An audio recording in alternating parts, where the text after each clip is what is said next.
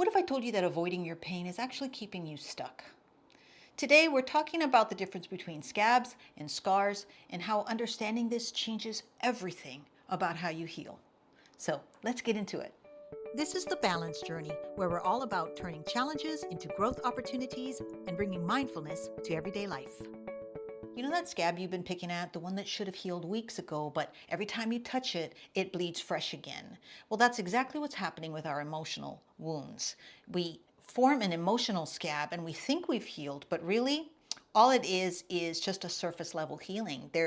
That scab is fragile. It's temporary and it definitely tricks us into thinking we're okay. But the fact is, the moment that we press on that tender spot, it could be a trigger, it can be a memory, it could just be stress. Boom, there we are again, bleeding. And this is a type of cycle. It's that picking cycle where, just like in a physical scab, you're thinking, so you pick, pick, pick. You're in denial and all of these types of things. You're picking at it in a metaphorical kind of way, but it still reopens that wound over and over again, right? And each time it hurts like it's brand new. And that's the thing. The vibrational answer to that is that what's happening is we're staying in that vibration, that feeling. And healing feels very far away because you can't tell yourself, snap out of it.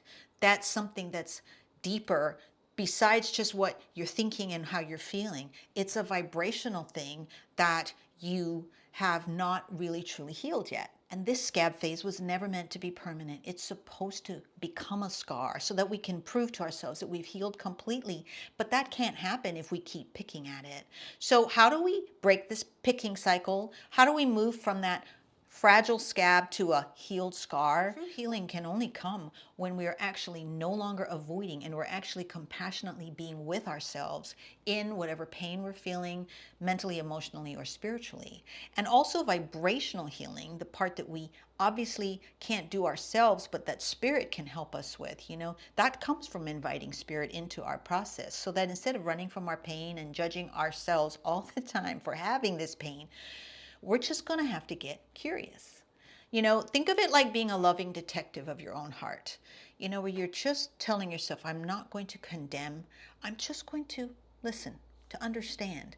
And you want to mindfully and intentionally tap into the mystery of how does spirit neutralize so much and support me in true healing if I'm just willing to engage and say, I need help with this, but I'm also going to mentally, emotionally, intentionally come to this and not avoid this anymore. Well, it starts actually with something that a lot of us are not great at, with gentle analysis.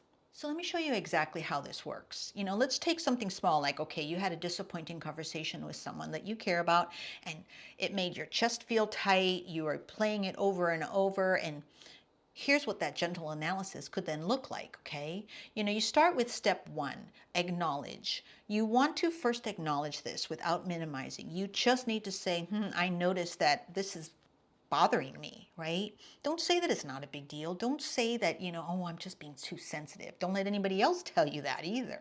Say it hurt me, or it worried me that they feel a certain way now about me. Whatever it is that is flaring up for you, you have to validate that first. It's okay. That's just where you're at. And you're not making it bigger than it is. You're just saying this is what it is.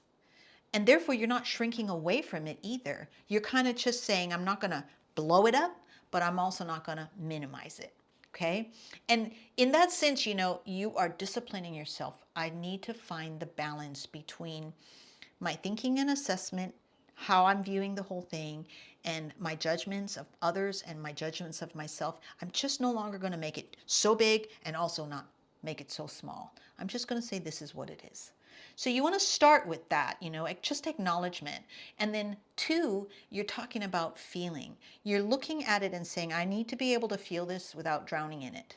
And honestly, you will never drown in your feelings. Sometimes the fact that it hurts so much, I just want you to know that the first time, if that's the way it is, and you're saying, I'm gonna give this a try, and then you sit with your feelings, and it brings up so much, just know that that's because it's a lot of layers of extra baggage. And when you're now including spirit in this, you will not be overwhelmed by it. Okay, so you're not gonna drown in your feelings. in the case of just you have this tightness in your chest, then you want to sit with that. Whatever your physical manifestation of this feelings are, you want to sit with that and just notice, okay, that's where it is in my body. It can feel here. You can feel the throbbing here. It's amazing. And those are the kind of things I feel, right? Sometimes I'll feel a big fluttering in my solar plexus. Wherever it is for you, you're just saying, I'm feeling it with myself. I'm not against myself anymore, right? And in doing that, you are just witnessing. So you're feeling it and you're just understanding that there's a difference. There's a difference between why does this always happen to me, and being able to finally say, well, what is this feeling trying to tell me? Start with that, okay? And by doing that, you're also wanting to say, Spirit, please help me in this discernment. Please be with me in this process and help me to understand what is really at play in my thoughts, in my emotions. Because in doing that, you're giving Spirit your awareness as it comes to you. You're like, oh, that made me feel hurt because it made me feel very small or very insignificant. Whatever it is, you're starting to have these moments of going, oh, I understand myself. I understand what that triggered in me. And you're not looking at it anymore in terms of, well, they were wrong for doing it. You're just saying, this is what it made me feel. And I'm curious about that, right? So besides acknowledging and then feeling, you're wanting to then, the third thing you can do is say, okay, I want to extract the lesson, the growth. I want to extract something out of this, okay? That inner conversation with yourself and also communing with Spirit, it's going to show you a boundary maybe that you need to set. It might be a fear that you didn't know you had, and now you can say, oh, wow. As soon as you're awake to it, you'll be like, oh, that's true. In a lot of different scenarios, I have a fear and that same fear pops up. Now I have a word for it, or now I have an awareness of it, right? And so you're not looking for anyone to blame. You're actually looking for wisdom. What does this experience want to teach me about myself, about love, about life, And then you want to integrate, be willing to integrate this, whatever ahas, these lessons, because it's not just, oh, I have a fear and now that's a new burden on me. It's not like that. It's like, I understand how different relations actually bring that up for me, but that it's not a true thing. You're understanding and you wanting to say, how do I willingly integrate that now? Integrating it becomes part of your story. And it's not the story of, I always get hurt, It's the story of, I'm learning to love myself through difficult moments. I'm learning to actually be with myself. I think love myself, that's I always felt like that was far-fetched and I really didn't get it. But in the sense of being with yourself, in this process, this 4-step process, you are being with yourself. And in that sense, you are loving yourself enough to say, I'm going to validate here. I'm going to make this acknowledgement that this matters. It matters to me. And so, you're not only learning to love yourself through difficult moments, but you're learning to release what hurts. You're learning to release the emotional lies behind that hurt. Because on the surface, the hurt doesn't have as much impact as all the things you believe about yourself, that I believe about myself. These are the types of things that we're learning to release. And by doing that, we're confessing those to Spirit. As you gain clarity about them, you confess it. And that, like I said about the vibrational aspect, that is the only way that those types of things can begin to neutralize and not actually stay. You won't stay in the vibration of pain that you feel you've constantly tried to avoid. Okay, so when you approach your pain in this way, I want you to understand that you're going to stop rewounding yourself. You will no longer be picking at a scab. You are actually facing the pain, and that immediately does start neutralizing the associated vibration. And that's the mystery of it. That's the thing that I have found in my own practice of things like this.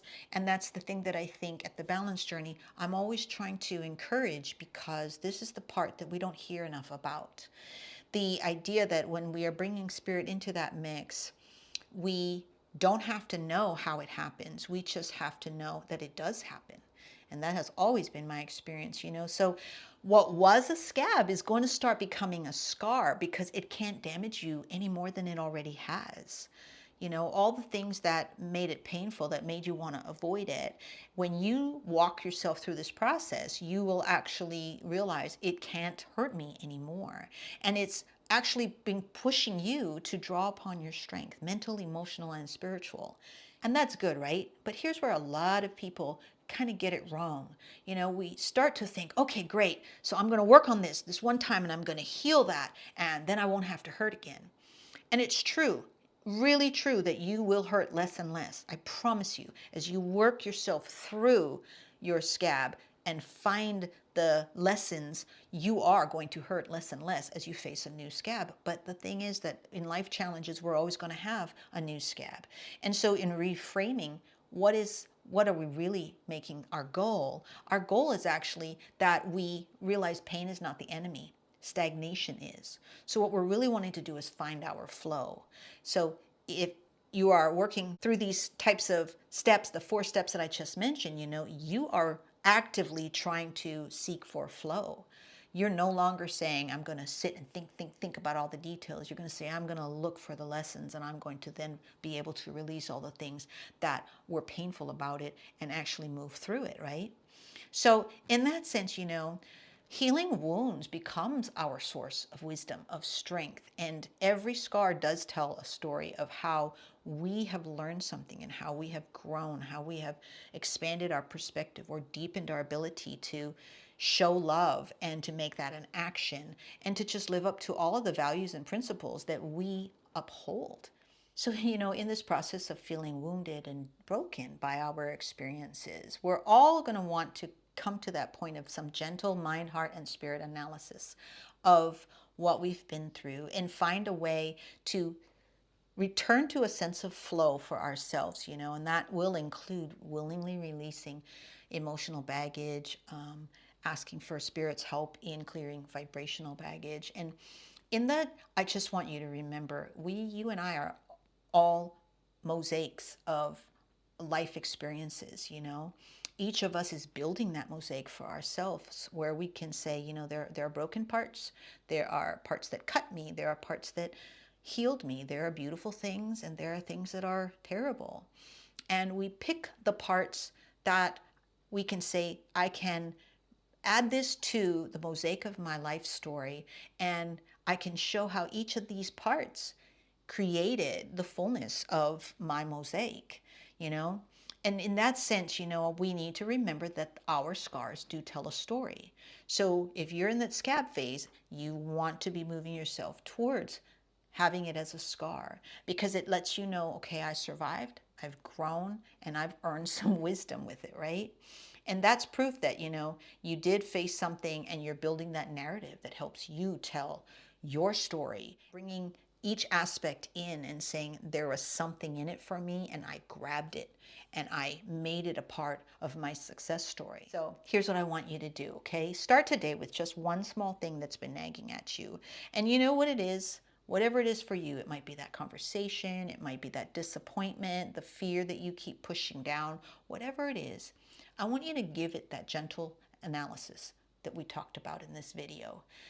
Just use all of your mind, heart, and spirit aspects to truly let it heal properly.